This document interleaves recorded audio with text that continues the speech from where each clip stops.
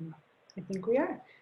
Bienvenidos, bienvenidos. Welcome to this seminar today that will be speaking about what lies behind schools' academic achievements and factors influencing academic performance at the school level.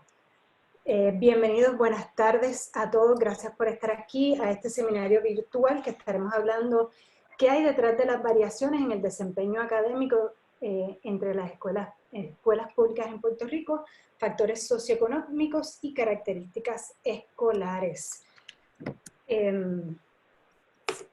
To all of our friends, because we have friends from all over that speak English and Spanish, I want to welcome you and remind you that we have simultaneous interpretation, so please go at the bottom of your screen where it says interpretation and choose your channel of preference. Today's seminar will be in Spanish with a translation to English, so go ahead and choose the channel that you want to listen this to. And if you are taking it in English, you can just mute the original audio if you don't want to listen to the original and the translation. So just as a know-how for you. Also, as you can see on the bottom of the screen, there's an icon for Q&A, question and answer. That's where you should send your questions to get answered at the end of today's seminar. Anja, who's here with us, will be managing your questions for today. So, buenas tardes y bienvenidos a todos. Gracias por estar aquí hoy con nosotros en este seminario virtual de Filantropía Puerto Rico. Para los que no me conocen, mi nombre es Glenis Pagan, soy directora ejecutiva de Filantropía Puerto Rico, una organización de servicio filantrópico que buscamos amplificar la voz y el impacto de entidades filantrópicas en los temas de equidad, justicia social, justicia racial, participación y transparencia. Y llevamos a cabo parte de nuestra misión trayendo estos seminarios virtuales y provocando conversaciones y diálogos informados que hablan sobre asuntos de Puerto Rico. Llevamos un tiempo hablando de lo que es educación pública y varios factores que impactan la educación pública en Puerto Rico. El seminario de hoy es el quinto de una serie de 6 que comenzó en mayo, hablando del Observatorio de Educación Pública. Y hoy tenemos a Eileen Segarra, que es directora del Observatorio de Educación Pública. Estamos súper contentos que estés aquí. Bienvenida, Eileen. Gracias, gracias. Nuevamente agradeciendo siempre el apoyo de Filantropía a nuestro proyecto.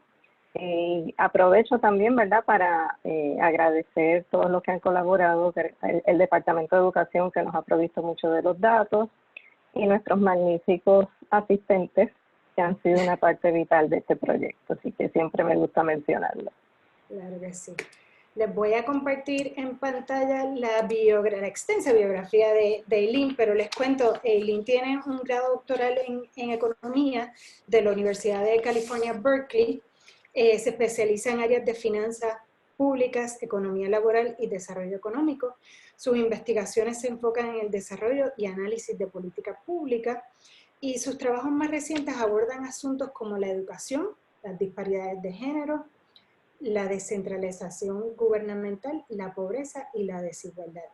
Posee vasta experiencia como investigadora principal de varios proyectos subvencionados externamente y patrocinados por agencias gubernamentales e instituciones sin fines de lucro, y actualmente es catedrática de la Universidad de Puerto Rico, el Departamento de Economía, y como les mencioné, es la directora del Observatorio de Educación Pública de Puerto Rico, que comenzamos hablando de varios temas. En mayo presentaste, Eileen, también lo que es el Observatorio de Educación Pública, que es este think tank que busca traer datos de manera objetiva y científica para provocar la conversación y provocar el debate informado y que de ahí salgan unas recomendaciones de política pública para solucionar asuntos que tenemos. Luego hablamos de la reforma educativa, la ley 85 y el impacto que tuvo. Hablamos también del aprovechamiento académico con el cierre de las escuelas que tuvimos el martes con Héctor, que lo veo que está con nosotros de participante. Por ahí hablamos de factores socioeconómicos y comunitarios, no, hablamos del perfil socioeconómico y demográfico de jóvenes que no han completado la escuela secundaria. Nos llenó de datos y fue excelente. Y hoy profundizamos un poco más hablando de factores socioeconómicos y comunitarios que marcan el aprovechamiento académico. Y para mí ha sido interesante ver porque siempre hablamos de educación y aprovechamiento académico y calidad de educación, pero según hemos ido avanzando en todas estas investigaciones que el observatorio ha estado trabajando, vemos que la educación, la verdad es que se tiene que ver de manera integrada con muchos otros factores y no integrada de ver la solución integrada, no de ver los factores de manera de evaluarlos, ¿verdad? Y creo que eso es parte de mucho de lo que tú nos vas a hablar hoy. Sí que estamos súper emocionados y contentos por escucharte y creo que la conversación al final de hoy va a ser enriquecedora. Les recuerdo antes de irme, las preguntas pónganlas en el icono abajo de Q&A, para que al final veamos todas. Anja estará con ustedes manejando las preguntas. Soy Eileen, te dejo la palabra.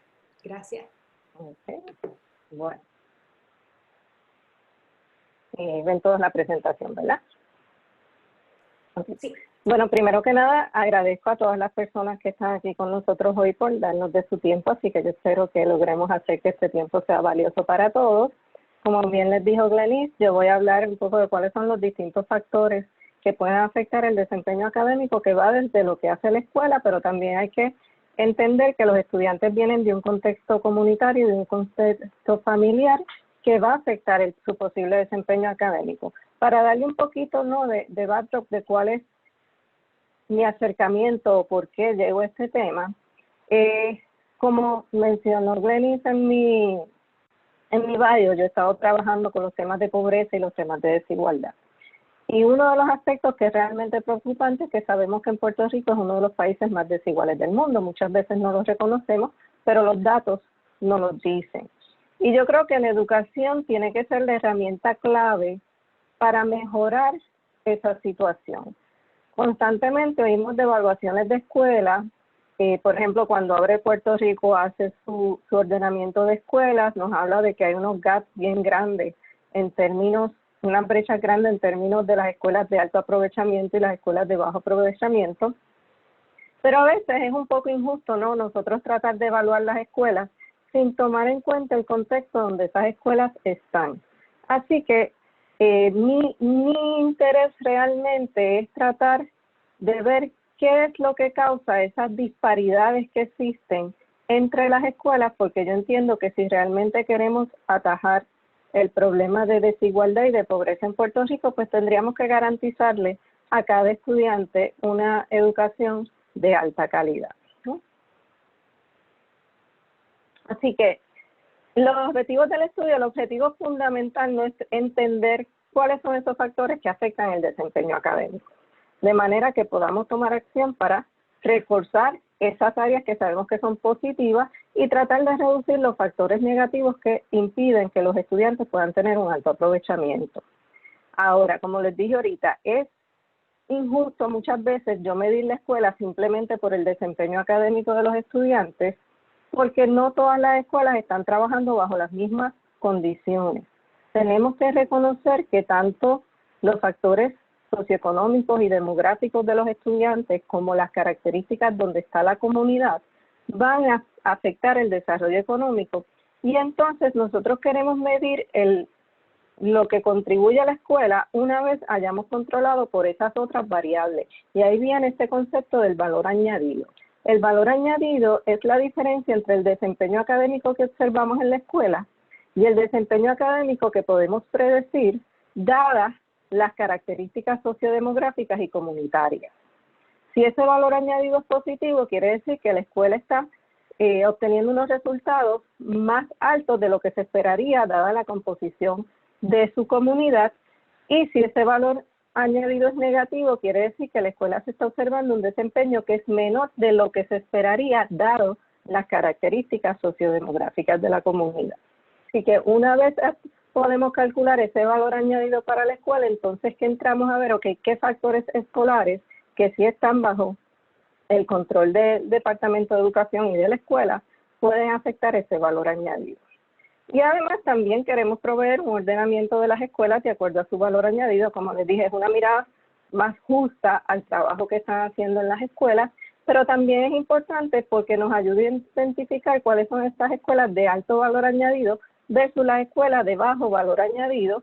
Y el proyecto es ya en el próximo año, entonces entrar en un estudio más a fondo, donde podamos comparar, hacer estudios ya de campo en una selección de escuelas y poder comparar cuáles son las distintas políticas escolares y condiciones que se dan en las escuelas de alto valor añadido versus las de bajo valor añadido. Así que, overall, pues ese es el propósito de nuestro estudio. Para lograr esto, el estudio lo dividí en 3 etapas. La primera etapa lo que hace es que mide el efecto de las variables, lo que consideramos las variables externas. Y por variables externas nos referimos a estas variables que no están dentro del control de la escuela, que eso incluye las características sociodemográficas y económicas del estudiantado, pero también puede incluir las características de la comunidad donde se asienta esa escuela. Así que lo primero que hacemos es ver qué efecto tienen esas variables en 2 indicadores de desempeño. Un indicador que creamos utilizando los resultados de las pruebas meta, que ahorita les voy a explicar más en detalle cómo lo calculamos, y la otra es la tasa de deserción por escuela, que esa fue provista por el Departamento de Educación. Luego lo que hacemos es que con ese mismo análisis de regresión, análisis estadístico de regresión que utilizamos para medir el impacto de las distintas variables sociodemográficas y comunitarias en el índice que creamos con los resultados meta, calculamos el valor añadido como la diferencia entre el valor que me predice esa regresión para la escuela versus lo que realmente observamos en esa escuela. Y la tercera etapa, que es entonces hacer otro análisis estadístico de regresión para ver qué impacto pueden tener distintas variables escolares en ese valor añadido.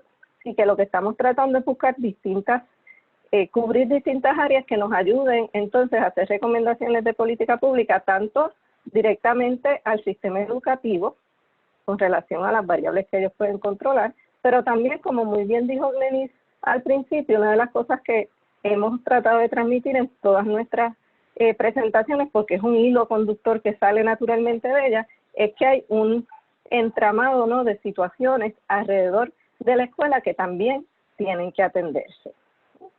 Así que para hablarles un poquito de los datos que vamos a estar utilizando, este trabajo tiene 2 fuentes de datos importantes. Uno son los datos que han sido provistos por el Departamento de Educación y los otros son variables de la encuesta de comunidad de Puerto Rico. La muestra de 5 años. Para en términos de los datos que hemos recibido del Departamento de Educación, utilizamos 2 tipos de datos. Hay unos datos que el departamento no los proveyó desglosados por estudiantes. Y tenemos esos datos para 3 años académicos, que son el 2016-17, el 2017-18 y el 2018-19. Con esos datos que están desglosados por estudiantes, nosotros calculamos la composición por género en cada escuela y en cada nivel educativo, porque vamos a ver ahorita que se hace un análisis para el nivel de escuela elemental, un análisis para el nivel de escuela intermedia y un análisis para el nivel de escuela superior. Así que con esos datos nosotros podemos calcular la composición para la escuela, pero también podemos calcular la composición para los grados específicos que queremos incluir en cada uno de estos niveles. También tenemos información del porcentaje, podemos estimar el porcentaje de estudiantes en educación especial, el porcentaje de estudiantes bajo nivel de pobreza, y de ahí también obtenemos los resultados de las pruebas meta, que son los que utilizamos entonces para crear el índice. Hay otros datos que nos proveyó el Departamento de Educación, pero estos están provistos a nivel de la escuela entera, ¿no? Una es la ubicación, que obviamente es para toda la escuela, si es rural o si es urbana. el porciento de estudiantes que abandonaron la escuela, que es uno de los indicadores que utilizamos en el análisis de desempeño académico. Y hay otra información que nos proveyó, pero eso lo tenemos solamente para el año 2018-19, que se incluye el número de maestros, la distribución de maestros por nivel de educación, la distribución de maestros por evaluación recibida, la evaluación del director y también la tasa de ausentismo de maestros, que no está ahí, pero es otra de las variables que ellos nos proveyeron. Así que por eso vamos a ver más adelante que ese análisis de valor añadido solamente se hace para ese último año, que es para el cual tenemos los datos de las variables escolares. A ese grupo de datos nosotros le añadimos variables de la encuesta de la comunidad para Puerto Rico a nivel de tracto censal. Y la idea es a cada escuela asignarle las variables comunitarias que corresponden al tracto censal donde está ubicada la escuela. Y esto es importante de recalcar porque nosotros no tenemos la información específica por estudiante. El análisis cuando nosotros lo hacemos a nivel de escuela. Así que utilizamos la ubicación de la escuela y entonces buscamos cuáles son las variables de ese tracto censal donde se asienta la escuela y ahí incluimos en la distribución de los adultos por nivel de educación, el porcentaje de hogares con jefatura femenina, el porcentaje de hogares con abuelos a cargo de menores y también utilizamos el desglose de hogares por categoría de ingresos para calcular una aproximación al coeficiente de Gini que nos mide el nivel de desigualdad que hay en esa comunidad. Y recalco esto por el hecho de que no necesariamente todos los estudiantes viven dentro de ese tracto censal de la escuela, igual que no todos los estudiantes que viven en ese tracto censal están yendo a la escuela pública. Así que en ese sentido, pues vamos a ver un poquito más adelante que a veces estas variables no tienen un poder explicativo grande, pero tenemos que tomar eso en consideración, que lo que estamos viendo es la comunidad donde está la escuela y no necesariamente donde residen los estudiantes. Y la otra variable que incluimos es la tasa de delito tipo 1, que se calculó a base del desglose de todos los delitos que tiene la Policía de Puerto Rico, que los tiene por longitud y latitud, y a base de eso, pues entonces también se calculó la tasa de delitos tipo 1 en el tracto censal donde se ubica la escuela para cada uno de estos años.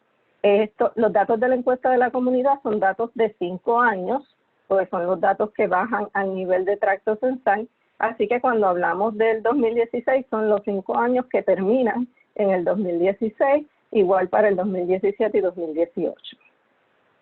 Así que lo primero que vamos a explicar es cómo creamos el índice lo que llamamos el índice de desempeño global por la escuela, que es el índice de cómo han salido los estudiantes en las pruebas meta, que son las pruebas estandarizadas del Departamento de Educación.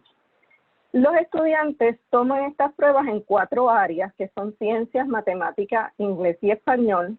Sin embargo, dado que no todos los grados toman la prueba de ciencia, nosotros solamente utilizamos para propósitos de este cálculo las 3 asignaturas de matemática, inglés y español. Estas pruebas metas se dan en los grados desde tercero hasta octavo y luego entonces en grado 11. A nivel de escuela elemental, nosotros definimos escuela elemental como aquellos estudiantes que están entre tercero y quinto grado. Esos son los estudiantes que vamos a utilizar.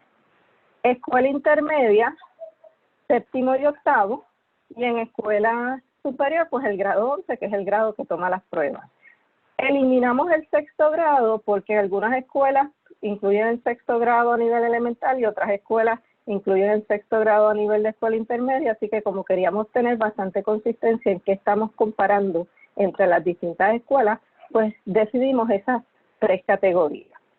Así que lo primero es que yo tengo información para todos los estudiantes para 3 asignaturas distintas. Así que lo primero que vamos a hacer es calcular el porciento de estudiantes dentro de los grados que van en cada nivel que sacaron en su evaluación de cada una de estas asignaturas una calificación de prebásico, básico, proficiente o avanzado, que son las 4 calificaciones que da el Departamento de Educación en las pruebas meta. Eso lo tenemos que llevar entonces a un ranking numérico, ¿no? A una valoración numérica. Así que para cada asignatura lo primero que hacemos es que calculamos, por ejemplo, para el nivel elemental en español, ¿qué por ciento de los estudiantes de tercero a quinto grado sacaron prebásico en español? ¿Qué por ciento sacaron básico? ¿Qué por ciento sacaron proficiente? ¿Y qué por ciento sacaron avanzado? Una vez tenemos esos por cientos, esas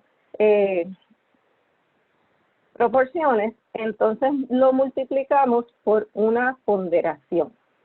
Vamos a multiplicar por 4 el porcentaje de estudiantes que obtuvieron una calificación de avanzado, por 3 el porcentaje que tuvo una calificación de proficiente, por 2 el porcentaje que tuvo una calificación de básico y por 1 el porcentaje que tuvo una calificación de prebásico. Al hacer eso, fíjense que vamos a tener para cada nivel 3 indicadores diferentes, uno para español, uno para inglés y uno para matemáticas. Aunque inicialmente hicimos algunos modelos con estos indicadores individuales para presentarlo en un informe, era demasiado contenido, así que optamos por presentar los resultados relacionados a lo que consideramos es el índice de desempeño global, que no es otra cosa sino el promedio del índice que calculamos para matemáticas, inglés y español. Los promediamos los 3 para cada escuela, para cada nivel, y eso nos da el indicador de desempeño global que nos dice, en términos generales, cómo salieron los estudiantes de esa escuela en el nivel correspondiente durante el año académico particular en que estamos viendo la escuela. Así que fíjense que nosotros vamos a ver este grupo de escuelas por 3 años distintos y para cada año, para cada escuela, se va a calcular este índice de desempeño global. Para que tengan una idea, fíjense que por la ponderación que va desde 1 para los estudiantes, para el porciento de estudiantes que sacó prebásico hasta 4 para el porciento de estudiantes que sacó avanzado, tendríamos un indicador que puede fluctuar entre 1 y 4. Como se puede ver en la gráfica que tenemos en pantalla, los índices de escuela elemental, que es la barra anaranjada, han sido consecutivamente más altos que los índices de los otros 2 niveles. Ahora sí vemos una reducción tanto en el índice para escuela elemental, que es el anaranjado, como en el índice para escuela intermedia, cuando vamos del 2017-18 al 2018-19. Más adelante vamos a ver que esa caída en el desempeño académico resultó ser significativa solamente para los estudiantes a nivel de escuela intermedia. Así que pasamos entonces, ahora nosotros hacemos una serie de análisis o regresiones estadísticas donde utilizamos como variable dependiente o la variable que queremos explicar ese índice de desarrollo global para cada escuela en cada uno de los años donde observamos la escuela. Y entonces utilizamos las otras variables que mencionamos, las variables sociodemográficas que salen del sistema estudiantil, que es el porciento de la población de los estudiantes que están en hogares con ingresos por debajo de la pobreza, el porciento de estudiantes que participan en educación especial y la proporción de estudiantes femeninas como nuestras variables explicativas. Ese es en el primer modelo que estimamos. En el segundo modelo, pues entonces añadimos las variables del tracto censal donde está ubicada la escuela. Lo hacemos para todas las escuelas juntas, pero también repetimos el análisis por separado para las escuelas que se ubican en la zona rural y para las escuelas que se ubican en la zona urbana, porque estos factores, como van a observar, su efecto puede variar dependiendo de dónde esté ubicada la escuela. ¿Okay? Así que yo lo que les voy a dar es una idea general de cuáles son los resultados. Obviamente hay tablas, en las tablas de resultados de todos los análisis se presentan en el informe. Una de las cosas, lo primero que encontramos es que a nivel de escuela elemental, en la zona rural vamos a ver unos niveles de desempeño más altos.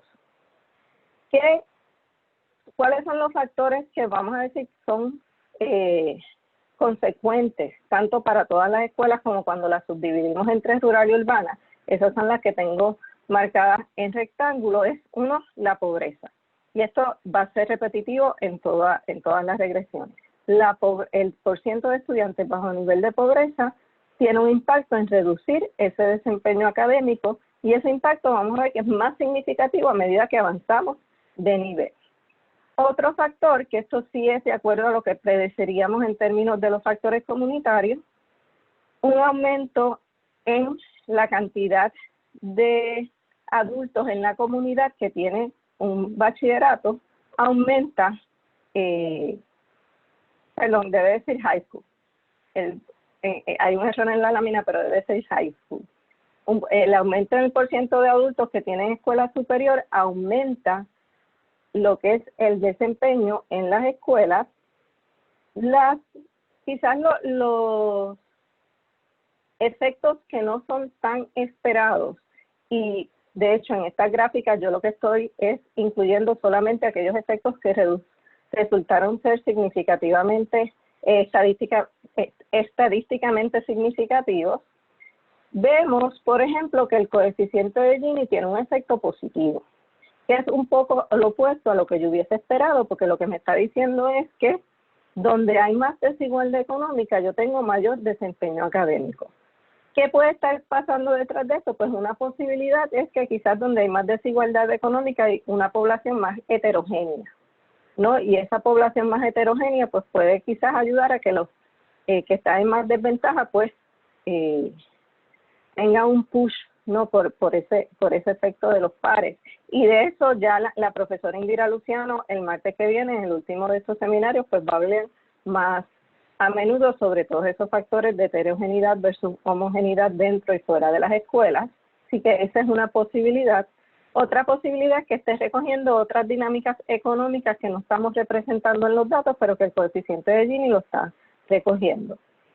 Un efecto que sí es bien peculiar es que en el caso de las escuelas elementales, el porciento de estudiantes que participa de educación especial solo resulta significativo para las escuelas rurales y tiene un efecto positivo, ¿no? Es decir, que donde más estudiantes de educación especial hay, más alto es el índice de desarrollo global, de desempeño global en las escuelas que están situadas en la zona rural. Y vamos a ver que eso se transforma completamente cuando ya nos movemos a la escuela intermedia y a la escuela superior.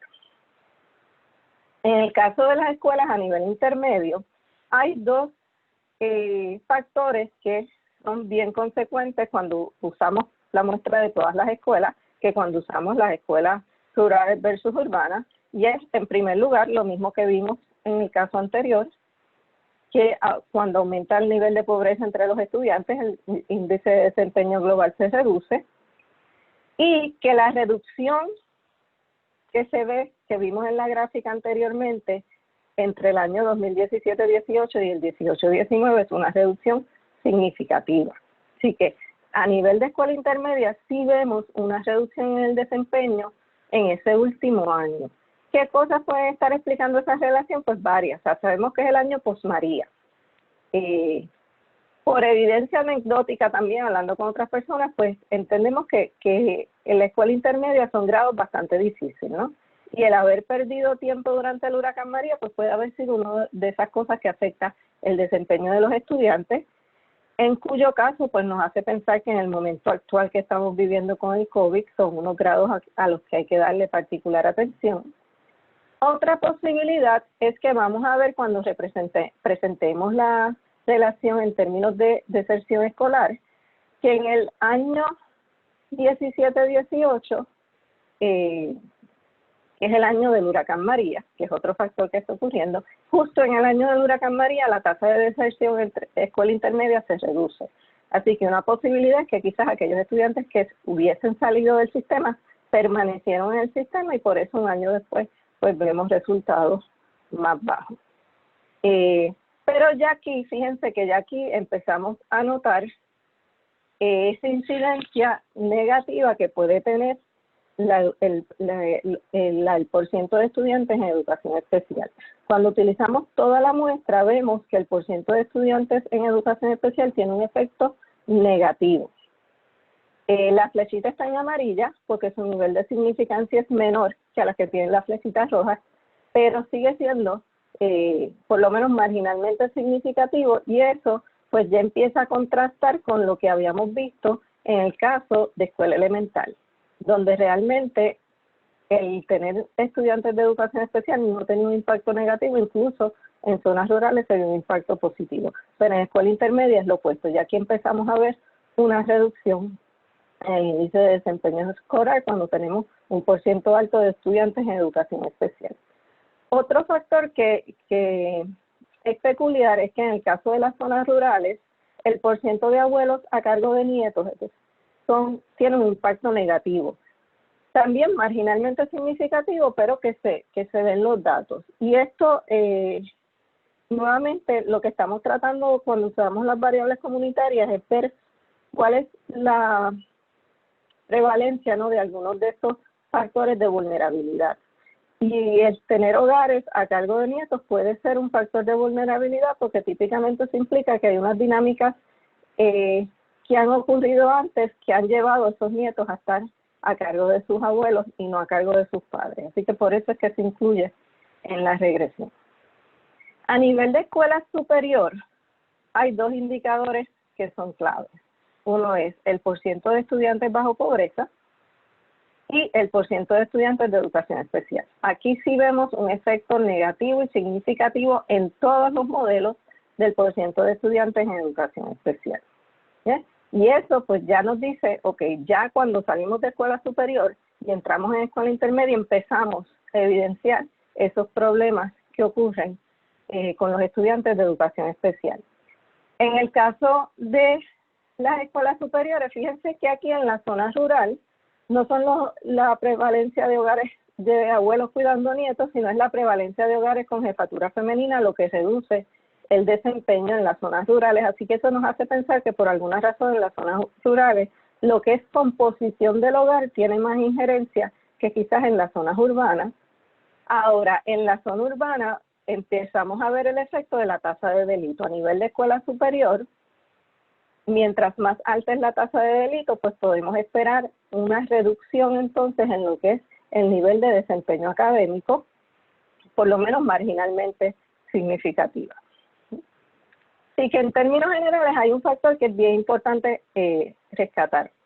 Cuando nosotros vemos en los modelos de regresión que se estimaron, siempre se mira lo que se conoce como la R cuadrada o la pseudo R cuadrada, dependiendo del modelo, que me dice qué proporción de la variación que yo observo entre la variable que quiero explicar, en este caso el índice de desempeño global entre las escuelas, qué por ciento de esa proporción yo la puedo explicar con las variables explicativas que estoy incluyendo en mi modelo. En el caso de las escuelas elementales, estas variables sociodemográficas y comunitarias solo me explican el 5% de la variación.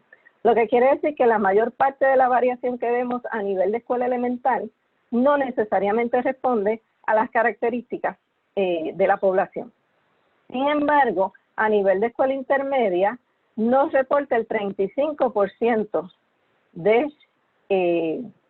nos explica el 35% de la variación, y ya a nivel de escuela superior nos explica más del 60% de la variación. ¿Qué quiere decir esto? Pues mira, que probablemente las políticas escolares pueden tener mucha injerencia a nivel de escuela elemental, donde quizás los estudiantes no se afectan tanto por los factores comunitarios. Pero a nivel de escuela superior, y especialmente en las zonas urbanas, si no atendemos esos factores comunitarios, entonces no podemos mejorar el desempeño de las escuelas. Y sobre todo el factor de la pobreza. Si yo corrí algunas regresiones nada más con la variable de pobreza para ver cuánto me explicaba esa variable. Y el incluir solamente el porciento de estudiantes bajo pobreza en la escuela me explica el 56% de la variación entre escuelas superiores. Lo que quiere decir que a nivel de escuela superior, trabajar con lo que es la comunidad y con lo que son las razones o las raíces de esa pobreza, pues resulta sumamente importante si realmente queremos mejorar la calidad educativa. Así que esa variable es la variable que podemos decir tiene el mayor poder explicativo en el modelo. El otro indicador de desempeño que utilizamos es la tasa de deserción. La tasa de deserción varía mucho por nivel. Entonces, como para poder asegurarnos que estamos comparando chinas con chinas y no chinas con botellas, dividimos las escuelas en dos grupos o utilizamos dos submuestras de escuelas, podemos decir. Una, las escuelas que solamente reportaron pruebas meta para los grados de escuela intermedia y las escuelas que solamente reportaron resultados metas para el grado de escuela superior. De manera que podemos ver la escuela intermedia y la escuela superior aparte. No incluimos la escuela elemental porque típicamente la deserción a nivel de escuela elemental es sumamente baja. Lo que sí vemos cuando vemos la trayectoria en el tiempo de estas dos tasas de deserción es la tasa de deserción que el Departamento del Trabajo calcula para cada escuela. Una de las cosas que sí yo creo que llama mucho la atención es el aumento que estamos observando en la tasa para escuelas superiores, especialmente ese último año. Para el 2017-2018, en promedio, estas escuelas tenían una tasa de deserción de 4.1. Y esto aumenta a 6.7 para el 2018-19. Y esto debe ser una voz de alerta, ¿no? Porque como hablamos justamente el martes Héctor nos mostró que hemos tenido en términos históricos desde el 2010 para acá unos avances importantes en términos de reducir la deserción escolar. Así que lo que me dice esta gráfica es que tenemos que tener mucho cuidado de no perder esos avances en los momentos actuales, ¿no? Donde tenemos estudiantes que en ese caso habían pasado por el huracán un año antes y estaban en medio de un plan drástico de reducción del número de escuelas. Y si a eso le añadimos los terremotos de este año, más le añadimos la pandemia, tenemos que tomar en consideración que hay que tomar medidas para asegurarnos que todos esos cambios no continúen aumentando la tasa de deserción, porque entonces mucha de nuestra ganancia de los años anteriores la podríamos perder, ¿sí? En términos de los factores que afectan la tasa de deserción a nivel de escuela intermedia, un factor que es bien consistente es el porciento de estudiantes en educación especial. Así que ahí esto nuevamente nos pone una voz de alerta. O sea, es en la escuela intermedia donde empezamos a ver que hay problemas con el sistema de educación especial y donde empezamos a ver que hay rezagos en estos estudiantes. Una de las cosas, por ejemplo, que mostró Héctor en el seminario del pasado martes es justamente que a pesar de que hemos avanzado mucho en términos de las tasas generales de deserción en Puerto Rico, todavía la población de personas que tienen dificultad o la población de personas que tienen algún tipo de discapacidad tienen tasas de deserción sumamente altas. Así que es una población que todavía nos queda por atender. Y el otro factor que vemos, que les mencioné ahorita, es que para el año 2017-18, que es justo el año en que, pues desgraciadamente tuvimos la visita de nuestra amiga María, los estudiantes bajaron su tasa de deserción a nivel de escuela intermedia. Esto, por un lado, puede deberse quizás a el hecho de que la muestra cambió, muchos estudiantes se fueron, se asume que todo estudiante que se fue a otro sistema, sea el sistema privado o sea escuelas fuera de Puerto Rico, completaron el año, eso no lo sabemos seguro, pero también pudiera ser que la escuela se presentó un aspecto importante de la recuperación post-María en un trabajo donde estuve participando anteriormente con colegas de la universidad sobre el efecto del huracán María en los niños. Una de las cosas que se evidencia es que para los estudiantes era bien importante volver a la escuela para poder sentir que tenían un espacio y poder sentir un sentido de normalidad dentro de todo el caos que estábamos viviendo. Así que eso puede haber sido también un efecto. Otros factores que pueden afectar la deserción, en el caso cuando miramos la muestra de todas las escuelas, el porcentaje de hogares con jefatura femenina en la comunidad me aumenta la tasa de deserción, la tasa de delitos me aumenta la tasa de deserción, y estos son factores que vienen realmente del área mayormente urbana.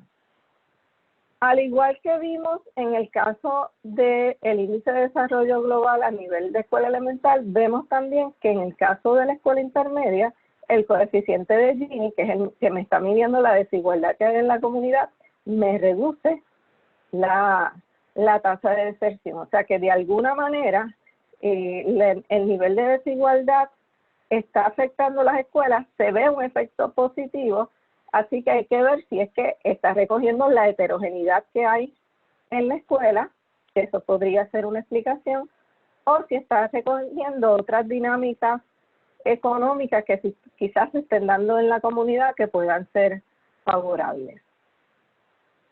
A nivel de escuela superior, ya la tasa del porciento de estudiantes en educación especial no salió significativo. Quizás lo que yo puedo inferir de los datos es que muchos de esos estudiantes entonces los estamos perdiendo ya desde escuelas intermedias.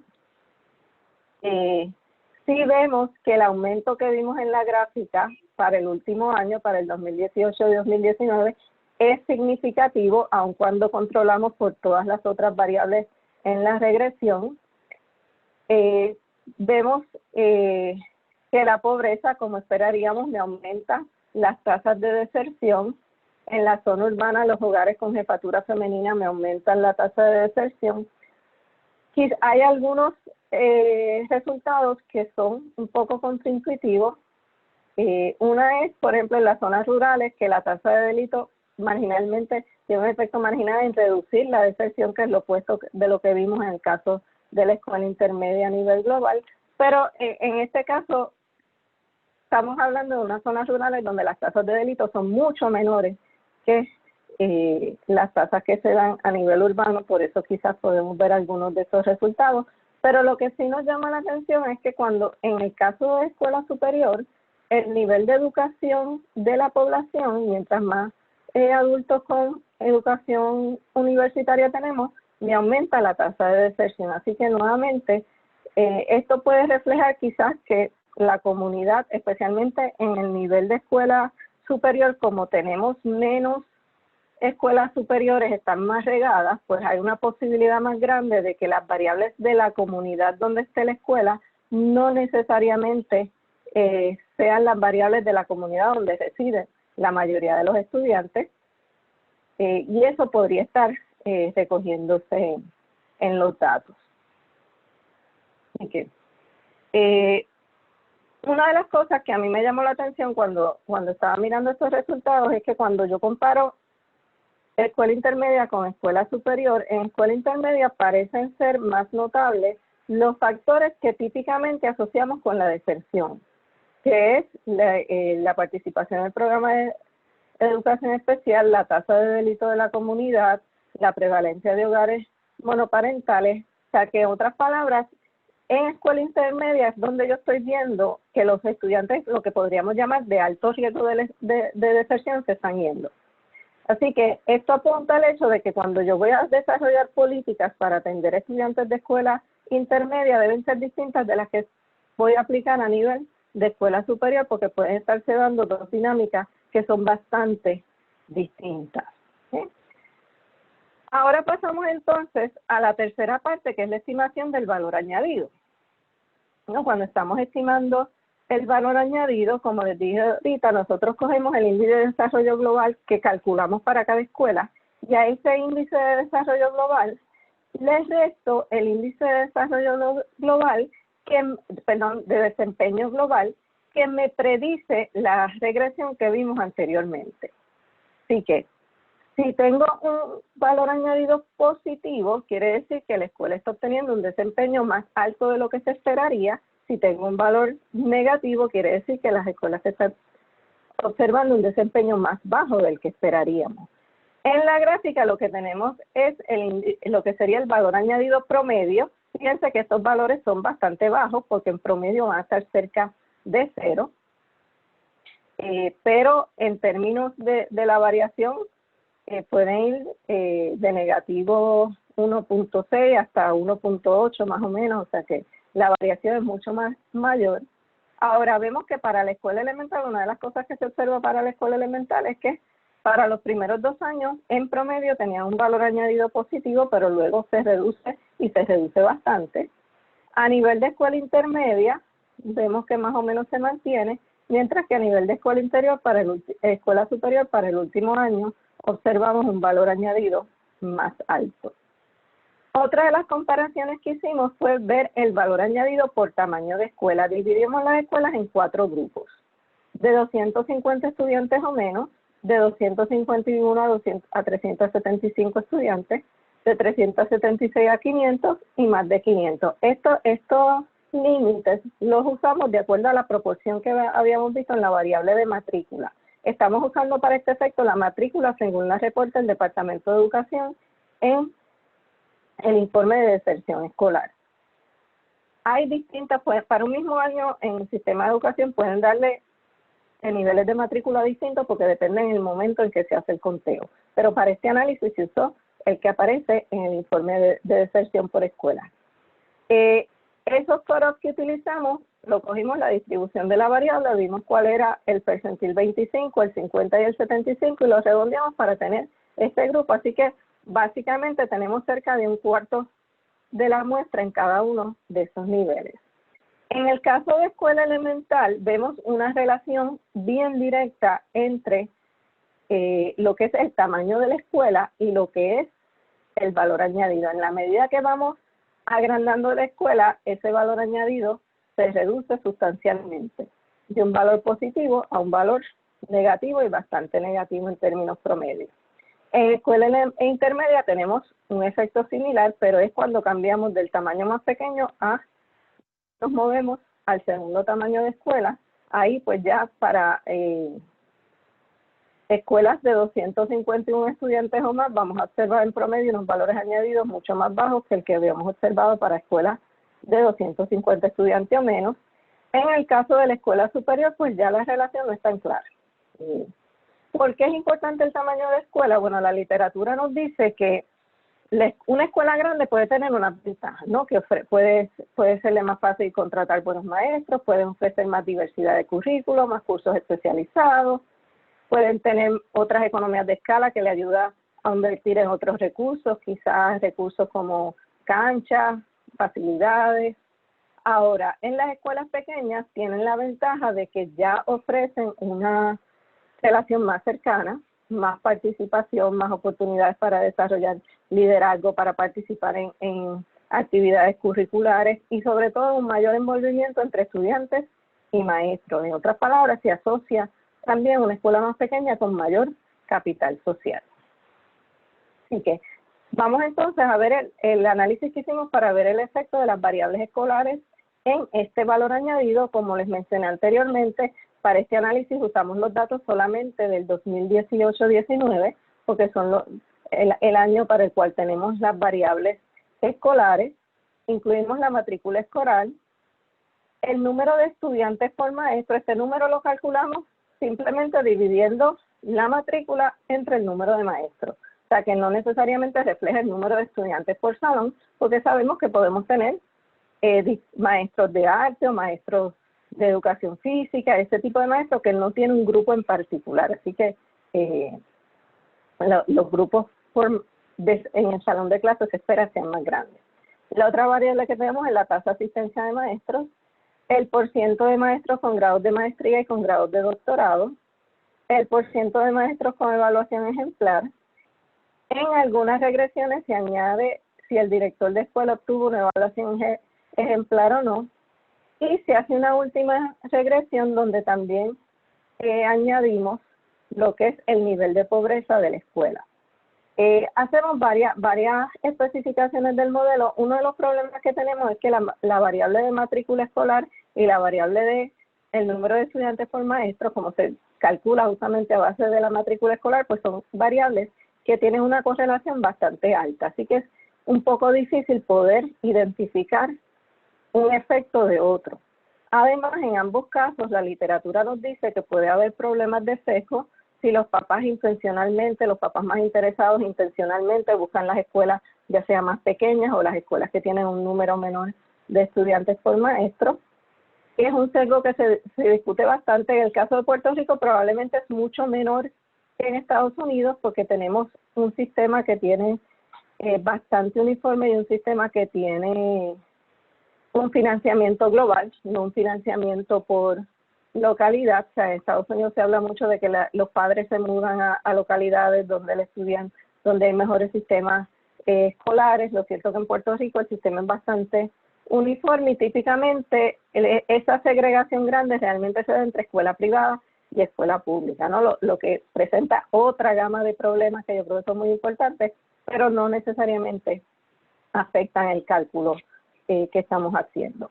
Ahora, lo que hacemos es que en unas regresiones incluimos solo la matrícula escolar, en otras el número de estudiantes por maestro y en otras pues incluimos ambas. La evaluación que obtuvo el director de escuela se incluye en algunas regresiones, pero debemos hacer la salvedad de que hay muy poca variación. Sobre el 90% de los directores reciben una calificación de ejemplar. También hay un % bien alto de maestros que reciben una calificación ejemplar sobre el 80%, pero ahí sí podemos ver más variedad, una desviación estándar más grande entre escuelas, lo que nos hace pensar que entonces puede haber un grupo pequeño de escuelas donde tienen evaluaciones mucho menores. La última regresión que añade el nivel de pobreza viene ya de la preocupación de si el sistema puede servir como una buena herramienta de reducir la desigualdad o no. Si yo encuentro una relación positiva entre el valor añadido y la pobreza, pues quiere decir que la escuela está siendo efectiva en neutralizar las desigualdades porque le está dando más calidad educativa a los estudiantes más pobres. Si por el contrario observamos una relación negativa, que les adelanto, desgraciadamente eso fue lo que encontré, entonces es bien preocupante, porque quiere decir que entonces los estudiantes más pobres están recibiendo una menor calidad educativa y, como nos plantea mucho en la literatura, si nosotros realmente queremos un sistema más equitativo, tenemos que no solo asegurarle igual calidad a los estudiantes más desventajados, sino asegurarle una educación de mejor calidad para poderlos ayudar a equiparar esa posición. Así que, ¿qué encontramos? Aquí en esta gráfica pues les resumo lo que son los efectos que encontramos tanto a nivel de escuela intermedia, nivel de escuela elemental, nivel de escuela intermedia y nivel de escuela superior. Hay dos efectos que son, como podríamos decir en buen castellano, across the board. O sea, que son persistentes, no importa el nivel de escuela. Y es que el número de maestros el % de maestros con evaluación ejemplar aumenta el valor añadido y que la tasa de asistencia de maestros aumenta el valor añadido. Así que eso quiere decir que la calidad del maestro es un elemento importante. Con relación al tamaño de escuela y la cantidad de estudiantes por maestro, esto resulta importante para nivel de escuela elemental y nivel de escuela superior. Es decir, si una matrícula escolar menor, el tener escuelas más pequeñas es más favorable para la calidad educativa. El tener escuelas más grandes me reduce el valor añadido. Igualmente, el tener una mayor cantidad de estudiantes por maestro también me reduce el valor añadido. Como les dije ahorita, a veces es difícil desenredar con los datos que tenemos disponibles uno del otro, pero sí, ciertamente, la matrícula escolar fue la variable que tuvo un efecto mayor. Mientras que el número de estudiantes por maestro también tiene un efecto negativo, pero menor, aunque cabe destacar que en el caso de las escuelas intermedias, cuando incluimos ambas variables resultan con un efecto negativo. En el caso, interesantemente, en el caso de escuela superior, el % de maestros con doctorado me aumenta el valor añadido. Y de hecho, todas las regresiones que se presentan en el informe, estamos controlando por las regiones educativas, porque también pueden haber diferencias en términos de las políticas a nivel de regiones educativas. En las regresiones donde no controlábamos por región educativa, el % de estudiantes con maestría también tenía un impacto positivo en el valor añadido de escuela superior. O sea que en escuela superior ya el tamaño de la escuela o el número de estudiantes por maestro parece dejar de tener tanta importancia, pero entonces el nivel de educación de los maestros cobra mayor importancia y eso hace sentido, ¿no? Quizás nuevamente, ¿qué escuelas van a tener o en qué escuelas puede tener un impacto mayor el que haya más diversidad de currículos, más cursos especializados? Pues obviamente en las escuelas superiores. Así que en ese sentido, escuelas más grandes a nivel de escuela superior, pues podría ser ayudar. Pero también hace sentido que el nivel de educación de los maestros tenga un impacto mayor en escuela superior porque ya estamos discutiendo unos conceptos en términos de asignaturas más complejos, que por lo tanto, mientras más dominio de esos conceptos o de esa asignatura tengan los maestros, pues más van a poder beneficiar a sus estudiantes. En el caso, cuando incluimos el director escolar, solo resultó ser significativo para el caso de la escuela elemental, donde sí tiene un impacto positivo como esperaríamos. Ahora, nuevamente, la poca variación que hay en este indicador hace difícil que cualquier efecto se pueda medir. O sea que si conseguimos un efecto, pues es porque el efecto debe ser bastante fuerte. Así que yo no diría que es que cuán bueno es el director no influye a nivel de escuela intermedia o escuela superior, pero más bien es que no estamos midiendo correctamente o evaluando correctamente la calidad del director para poder realmente entender qué está sucediendo subyacentemente. Y el otro factor, como les dije, bien preocupante, es que a nivel de escuela intermedia y a nivel de escuela superior, cuando añadíamos ya esa variable de pobreza, tiene un impacto negativo y significativo en el valor añadido. O sea que estamos viendo que donde hay más estudiantes bajo pobreza, el valor añadido es menor. Y eso es bien preocupante porque, como les dije, quiere decir que la capacidad que tiene el sistema educativo para poder reducir las desigualdades se limita si yo no trato de mejorar la calidad educativa que reciben los estudiantes más desventajados. Un factor que también me llamó la atención es que cuando incluyo pobreza en la regresión, el porcentaje de maestros con PhD deja de ser significativo. Lo que quiere decir que probablemente es que esos maestros no están en las escuelas con mayor nivel de pobreza. Así que, en términos generales, esos son los resultados en términos de el valor añadido. No voy a volver a resumir los anteriores. Lo que sí quería recalcar es que cuando hacemos los controles por región educativa, la región de Humacao consistentemente arroja valores añadidos significativamente más bajos. Lo opuesto es cierto para Arecibo y Caguas, por lo menos a nivel de escuela elemental. Así que eso quiere decir que hay que también empezar a mirar esas políticas regionales que están haciendo unas regiones educativas versus otras para poder entender a nivel regional cuáles son los pasos que debemos seguir si queremos mejorar la calidad de la enseñanza. Ahora, sí debo mencionar que en términos generales el poder explicativo que tienen estas variables, es decir, el porcentaje de la variación en valor añadido que me explican estas variables es bastante poco. Lo que quiere decir que hay muchos otros factores que no se están recogiendo en los datos que pueden estar afectando la calidad educativa, y por eso yo creo que está importante entonces movernos a unos estudios que ya vayan más profundo dentro de las distintas escuelas para poder entender mejor qué es lo que están haciendo esas escuelas que tienen alto valor añadido versus esas otras escuelas que tienen bajo valor añadido. En términos de recomendaciones, yo creo que lo primero tenemos que tomar en consideración es que no podemos resolver el problema de educación, especialmente a nivel de escuela intermedia y a nivel de escuela superior, si no tomamos en cuenta los aspectos comunitarios y el impacto que tiene la pobreza en el desempeño de estos jóvenes. O sea, no puedo trabajar simplemente con ellos en el salón de clase. Yo tengo que ir más allá del salón de clase.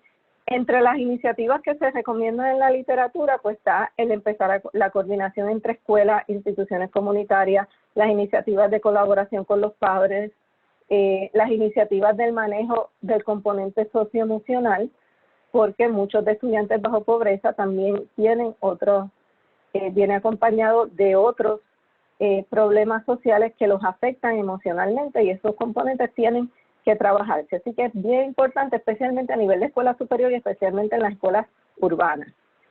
La escuela tiene que ir más allá del salón de clase y tiene que ser efectiva en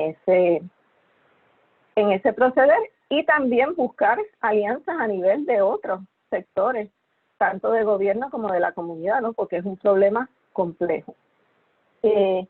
Otro factor importante es que el nivel de escuela intermedia parece ser el punto de quiebra del sistema de educación especial.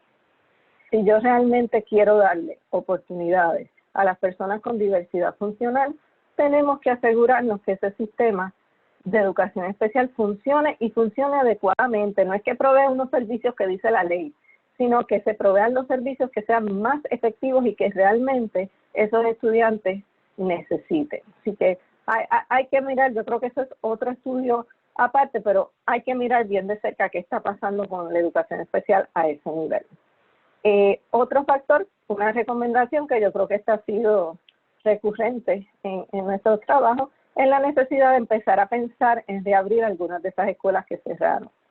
Vemos que para nivel de escuela elemental y escuela intermedia, sí el tener escuelas más pequeñas, el tener grupos más pequeños es importante.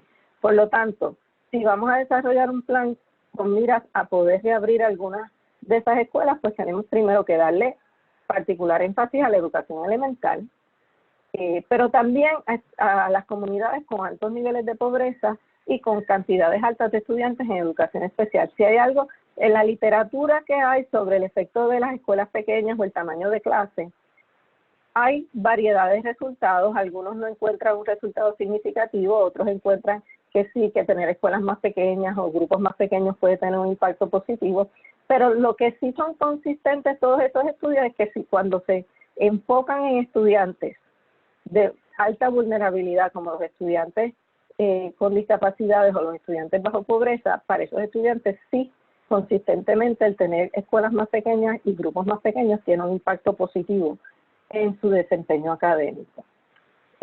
Otro factor que sí está bajo el control del Departamento de Educación es la calidad de los maestros.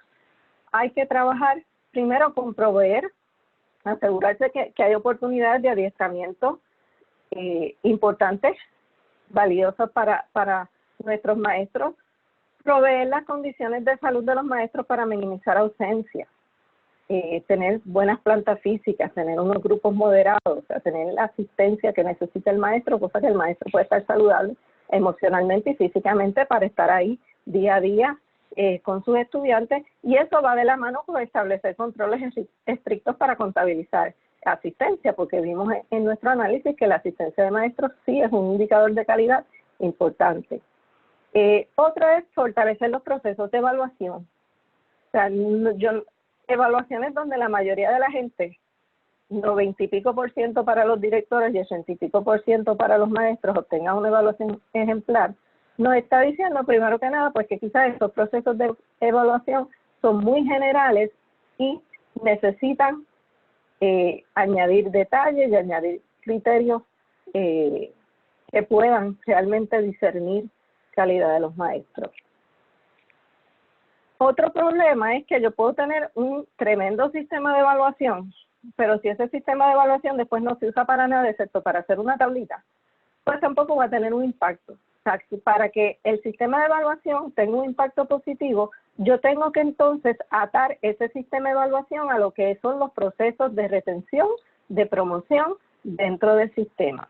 Es decir, enfatizar en los criterios de méritos, no en criterios de antigüedad, no en criterios de partido, y mucho menos en términos de criterio de partido político al que pertenezcan las personas. Así que yo creo que es bien importante, junto con mejorar los sistemas de evaluación, aplicarlos, porque eso es lo que va a incentivar a un maestro realmente a tener un buen desempeño. Si yo sé que ese desempeño se va a valorar, si cuando vaya una oportunidad de promoción, mi desempeño se va a valorar. Si llega el momento en que hay que reducir la plantilla, que mi desempeño se va a valorar. ¿Sí?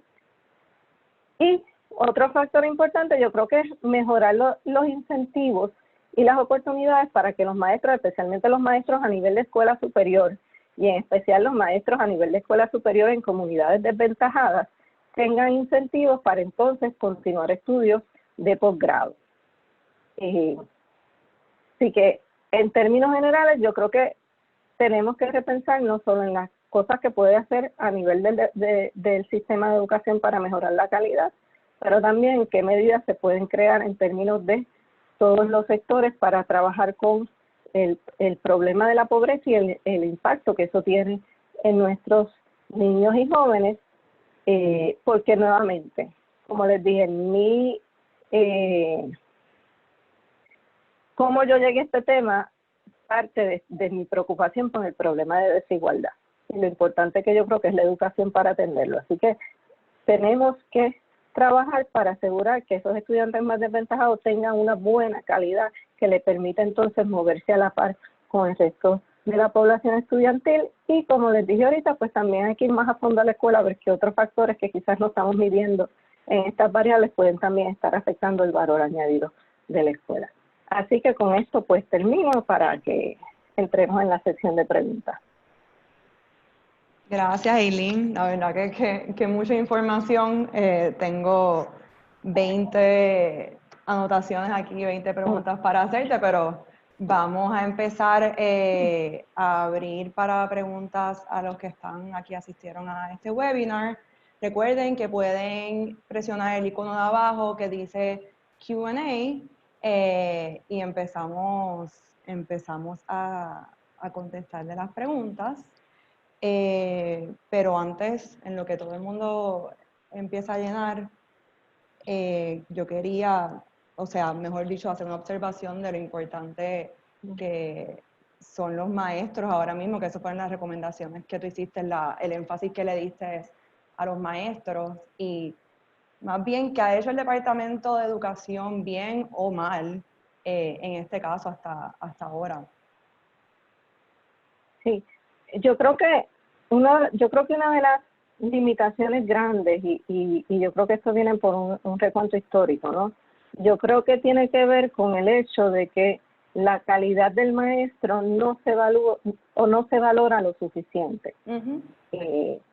Y si tu calidad no se valora, pues entonces hay poco incentivo para que entonces tú inviertas más tiempo en mejorar. Y siempre hay maestros que lo hacen. Claro. Porque siempre hay maestros que lo hacen, o sea, que van contra la corriente y lo hacen porque les gusta, porque esa es su vocación, porque realmente el que a maestro uno no llega por, ¿cómo es? Por prestigio, desgraciadamente, que es lo que sería ideal, que la gente que fueran maestros tuvieran prestigio, o sea, que mucho del que llega al magisterio realmente llega por vocación. Pero yo creo que a nivel de sistema tenemos que darle más herramientas a esos maestros, y tanto, ahí tiene que cooperar tanto el Departamento de Educación como las mismas entidades que representan a los maestros. O sea, tenemos que repensar nuestro posicionamiento todos, tenemos que cuestionarnos siempre nuestro posicionamiento. O sea, a veces, y yo creo que lo mismo pasa con educación especial, ¿no? Educación especial se ha vuelto algo bien confrontativo entre el departamento y los padres. Yo creo que todas esas actitudes confrontativas de todas partes muchas veces no permiten que proyectos colaborativos que puedan beneficiar más a los estudiantes se den. Así que yo creo que es todo repensar nuestros posicionamientos en términos a aceptar cambios y otras maneras de hacer las cosas. No, y ahora, porque todo esto fue hasta el 2019, pero ahora en el momento que estamos enfrentando, además de otra de tus recomendaciones, la importancia de la escuela, que va más allá del salón de clases, y también estas escuelas que a lo mejor tienen tantos estudiantes, pero también hemos cerrado escuelas, así que pues este año pues va a ser bien es bien difícil, y si algo nosotros encontramos en el estudio que hicimos post María es la importancia de la escuela. La escuela no es solo el sitio donde los estudiantes van a aprender, la escuela es el espacio seguro muchas veces. Claro. De algunos estudiantes, es como que la calma, ¿no? Y también es el centro de otros servicios, o debe ser el centro de otros servicios. Uno de los problemas cuando ocurren situaciones como la que estamos hoy día es que no solo los estudiantes se les interrumpe su proceso educativo, sino que dejan de recibir muchos otros apoyos que van desde tener la alimentación adecuada en un comedor escolar o hasta quizás servicios de consejería que pueden tener disponibles fácilmente en la escuela, pero que no los tendrían en otro setting, y esos son los problemas que hay que atender. Sí, no, te quiero hacer 20 preguntas más, pero vamos a ir aquí a abrir, que tenemos 2 o 3. Aníbal pregunta, bueno, no es una pregunta, es más bien como, no alcancé a captar si se excluyeron las escuelas especializadas de este análisis.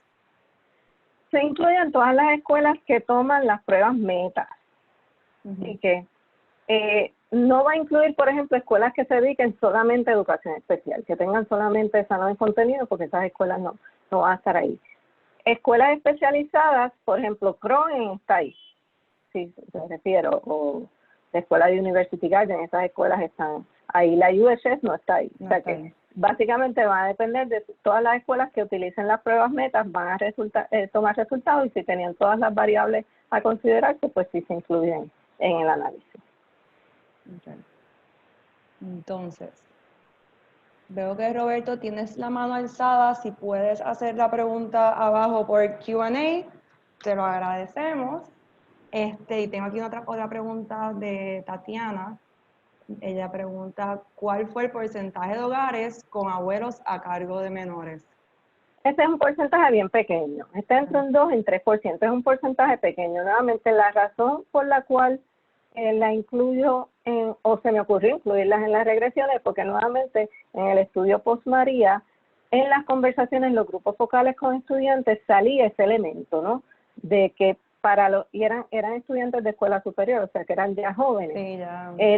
Los jóvenes, en ese momento, esos jóvenes que estaban supuestamente a cargo de sus abuelos, se sentían que los abuelos estaban a cargo de ellos, ¿no? Por distintas situaciones. Así que en esos casos, la literatura está empezando a hablar más de estos grupos. Yo creo que en Estados Unidos se ha propagado más. Son hogares vulnerables en el sentido que típicamente cuando el nieto llega a cargo de sus abuelos es porque hay una razón por la cual el padre o la madre están ausentes, que pueden ser por razones que pueden ser traumáticas. Son hogares que tienden a tener menos recursos, ya muchas veces algunos de ellos ya no están en la fuerza laboral, y hay unos issues también que si son adultos mayores, si son bastante mayores, pues muchas veces estos jóvenes entonces también adquieren otros roles en términos del hogar que no necesariamente los adquieren los jóvenes que están a cargo de sus padres, pero es un porciento pequeño. Claro. Y por eso quizás vemos que en las zonas rurales es donde empezamos a ver algún efecto. Sí, no, probablemente, o sea, hay muchos factores. O sea, además de que pueden estar a lo mejor ellos cuidando del abuelo, los padres a lo mejor, o sea, no necesariamente los dejaron con los abuelos, sino que también no están presentes por otras situaciones. En el huracán, por ejemplo, algunos padres se iban y los muchachos entonces se quedaban con los abuelos a terminar su escuela superior. Claro, por eso que entre otras buscando mejores oportunidades, pero también para sus hijos. Pero es un desbloque para los jóvenes. ¿Por qué eligieron en el paso número 3 calcular las regresiones a base del valor añadido en vez de directamente utilizar el desempeño de las pruebas metas como dependiente? Esto fue Ángel. Gracias, porque Ángel. queremos, como yo había mencionado al principio, el medir el valor añadido es una manera más justa de medir la calidad de la escuela. Piensa que en cierta medida ya incluimos, o sea, cuando calculamos el valor añadido, ya todas las variables sociodemográficas se incluyeron. Lo que estamos haciendo es, después de yo incluir todas estas variables sociodemográficas o comunitarias, ¿cuál es el efecto que me queda que tuvo la escuela en sí? Así que en ese sentido, lo que la literatura nos dice es que mirar el valor añadido es una mejor manera de mirar la calidad de la escuela, porque estamos aislando ya los efectos que ocurrieron debido a las diferencias en la composición estudiantil o en la comunidad. Así que realmente lo que tratamos es de medir los factores. Fíjense que esta tercera fase lo que está tratando de hacer es medir cómo los factores escolares impactan la calidad de la escuela. Y como consideramos que el valor añadido refleja mejor la calidad de la escuela, por eso es que lo utilizamos. Sí. Ok, vamos a ver, tenemos otra por aquí. ¿Me escuchan bien? Sí, ¿verdad? Robert. Gracias, Robert, por hacernos la pregunta por aquí. Inversión normalizada es complejo multifactorial. Las alianzas no son tan bien recibidas a nivel del plantel versus alta jerarquía del Departamento de Educación. Vamos a ver si inversión normalizada es un complejo multifactorial. Las alianzas no son tan bien recibidas a nivel de plantel versus alta jerarquía en el Departamento de Educación. Si estamos hablando de las alianzas que mencioné al final, que son las alianzas entre la escuela y las distintas organizaciones, yo creo que esas alianzas tienen que partir de la escuela. Y son alianzas que pueden ser formales o informales. Lo importante es que la escuela se inserte más activamente en la comunidad. O sea, lo que estamos hablando es que si yo tengo un grupo comunitario que sé que está haciendo una buena labor en esa comunidad, pues que de alguna manera la escuela contacte a ese grupo comunitario para empezar a ver en qué manera pueden beneficiarse mutuamente, porque al final lo que queremos es mejorar las condiciones de vida de nuestros niños y jóvenes. Así que, por ejemplo, si yo sé que hay un grupo en la comunidad que está atendiendo las necesidades, vamos a decir, de comida, por decir así, pues mira que la escuela entonces hable con esa organización y ver cómo pueden apoyarse simultáneamente. Si yo tengo un grupo comunitario que está atendiendo lo que son las necesidades de salud de la población, pues yo creo que también ahí hay posibilidad de que mutuamente entre la escuela y ese grupo comunitario puedan hacer una mejor labor. O sea, que a eso es lo que nos estamos refiriendo. O sea, que hay muchos problemas en la comunidad. En muchas comunidades ya hay grupos, a veces quizás de manera dispersa o no necesariamente comunicada, están haciendo trabajo. Y en ese sentido, pues la escuela puede ser un ente ideal para tratar de unir todos esos grupos comunitarios que están tratando de atender los distintos problemas sociales que en última instancia van a afectar el desempeño de los estudiantes. O sea que ese tipo de alianza es la que estamos, de la que estamos hablando, no necesariamente de alianzas formales que tengan que llevar la firma del secretario de Educación, ese tipo de cosas. Estamos hablando de añadir, llamar a los padres si tienes padres interesados. A lo mejor no hay una organización comunitaria teniendo problemas, pero puedes llamar a los padres y a lo mejor los padres pueden ir organizándose. Talleres de liderazgo para padres, por ejemplo, sería una buena alternativa en comunidades donde no hay un sector que esté ayudando, no hay asociaciones comunitarias que estén atendiendo. O sea, porque yo creo que ese es un factor bien importante. Fíjate que en todos estos eventos que hemos tenido recientemente, las comunidades que han estado mejor organizadas o mejor conectadas con toda esta red de asociaciones comunitarias son las que han visto sus problemas atenderse más rápidamente. ¿Cuáles son las comunidades que han quedado completamente desoladas? Esas comunidades que no tienen esos grupos comunitarios fuertes o esos lazos fuertes. Así que donde esos no existen, yo creo que la escuela también podría tratar de fomentar que se desarrollen. Sí, y creo que también los jóvenes y los niños ven otra perspectiva y se sienten que están siendo parte de su misma comunidad y como un sentido también no solamente de los padres, sino que de los mismos jóvenes de liderazgo. Sí, yo creo que tenemos una generación de jóvenes, como yo digo, me llena de esperanza. A veces me da miedo. Lo dijiste por ahí, dijiste los avances que también lo mencionó Héctor en su webinar. Yo creo que a veces, lo que te digo que a veces me da miedo en el sentido de que yo sé que es una generación que está creciendo con mucha frustración. No, porque realmente lo que le estamos entregando es un país hecho trizas. Pero por otro lado es una generación que viene para trabajar, que viene para hacer cambios, y yo creo que eso es bien valioso, y yo creo que ciertamente la escuela puede ser el vehículo que ayude a esos jóvenes a desarrollar un buen liderazgo. Un liderazgo que realmente abone a crear uniones entre distintos sectores y a crear cambios bien pensados. Así que yo creo que en ese sentido sí, definitivamente la población joven, y yo como profesora universitaria la veo, tienen toda una manera nueva de ver el mundo, y yo creo que es bien positivo. Pese a sus adversidades. Robert hizo que los ven como una carga las organizaciones y tienen que participar positivamente, los ven como una carga. Pero, sí, yo creo que hay que cambiar, hay que cambiar esa visualización. Por eso yo creo que es importante, o sea, generar cambios dentro de cómo se da la escuela y en estos procesos de adiestramiento de maestros y adiestramiento de directores, cambiar quizás esa mentalidad y abrirse, ¿no?, a nuevos cambios. Tenemos una última, si alguien más desea, pueden ponerlas en el Q&A. Tenemos a Vanessa por aquí. ¿Por qué utilizar variables que el Departamento de Educación, presumo, ha aceptado que no son veraces? Ausentismo, evaluaciones, por ejemplo. Ok. Realmente la usamos porque son los datos que tenemos disponibles. O sea, no hay ninguna otra fuente que esté recogiendo esos datos actualmente. Hay unos datos, por ejemplo, el ausentismo de estudiantes no lo incluimos. No. El ausentismo de estudiantes no lo incluimos porque realmente de la manera en que anteriormente el departamento contabilizaba el ausentismo de estudiantes, que si no se tomaba asistencia se contaba como ausente. Entonces empezamos a ver que escuelas tenían 100% de asistencia. Y ahí dijimos, bueno, esto no puede ser veraz.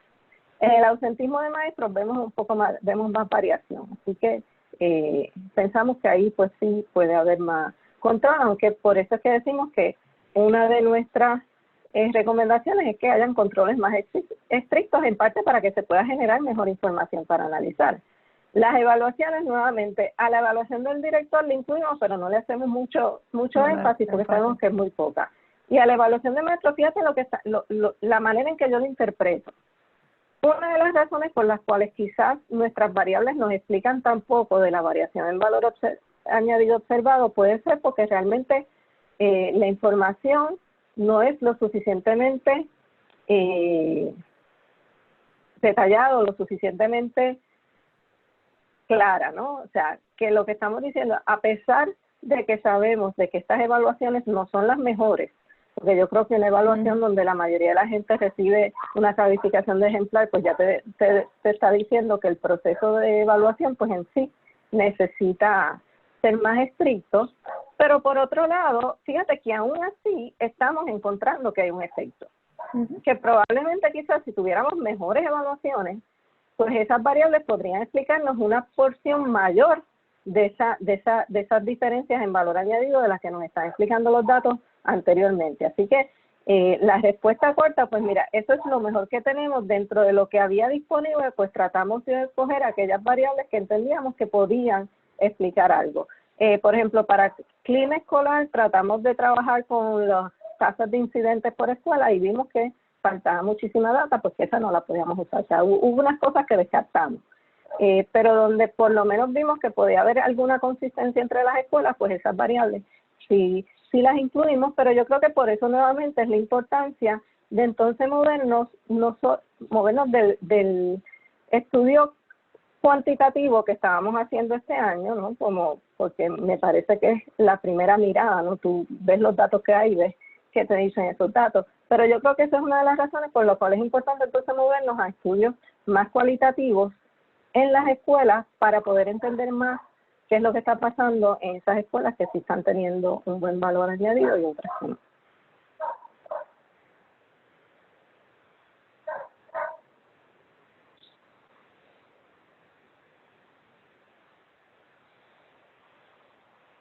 Perdí el audio.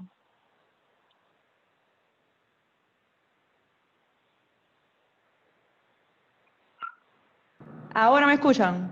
Ahora te escucho. Es que estoy teniendo problemas con mi micrófono. Gracias. Sí, Pues sí. nada, Eileen, te estaba diciendo que te quería dar las gracias por este momento que cogiste para darnos esta presentación y a todos los que participaron también del webinar. Les vamos a estar enviando la grabación por email con, creo que también la presentación del día de hoy de Eileen. Saben que el martes que viene tenemos el 5º webinar y es el último, que es con la profesora Indira, y ella pueden registrarse a través de filantropía.online. También le vamos a enviar eso por email a todos los que se registraron hoy. Y creo que ya, eso sería todo. Muchas gracias y Eileen, seguimos. Gracias a ustedes. Gracias a ustedes. todos. Que tengan lindo día. Igual.